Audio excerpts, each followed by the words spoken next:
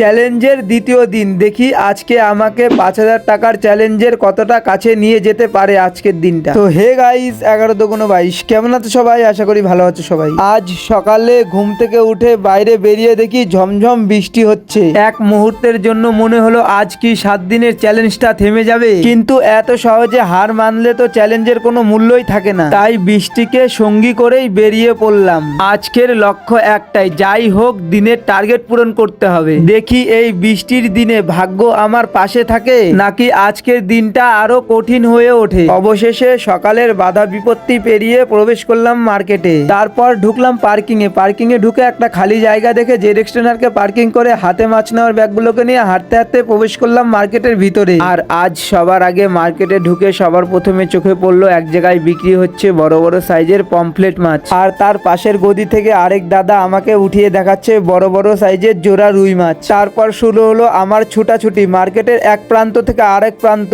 এক গদি থেকে আরেক গদি ঘুরে ঘুরে এক এক করে মাছ কিনতে লাগলাম। এরই মাঝে আবারও চলে আসলো বৃষ্টি, তাই দৌড়ে দৌড়ে পার্কিং এ রেনকোট পরতে গেলাম। তারপরে আবারও মার্কেটের ভিতরে গিয়ে আরো কিছুক্ষণ ঘুরে ঘুরে এক এক করে আজকের দিনের মাছ কেনাটাকে শেষ করলাম। তারপরে বাজারের ভিড় পিছনে ফেলে মাছ নিয়ে বাড়ির দিকে ফিরছি। সামনে অপেক্ষা করছে নতুন একটা ব্যস্ত দিন।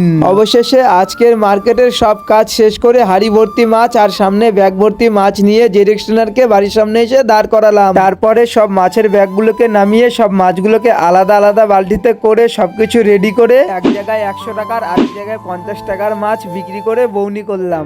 তারপর শুরু হলো পাড়ায় পাড়ায় ঘুরে দ্বিতীয় দিনের চ্যালেঞ্জের মাছ বিক্রি। কোথাও 60 টাকার, কোথাও 30 টাকার, কোথাও 40 টাকার, কোথাও 150 টাকার, কোথাও 120 টাকার। এইভাবেই আস্তে আস্তে মাছ বিক্রি করে অর্জন করছিলাম নিজের পরিশ্রমের ফল।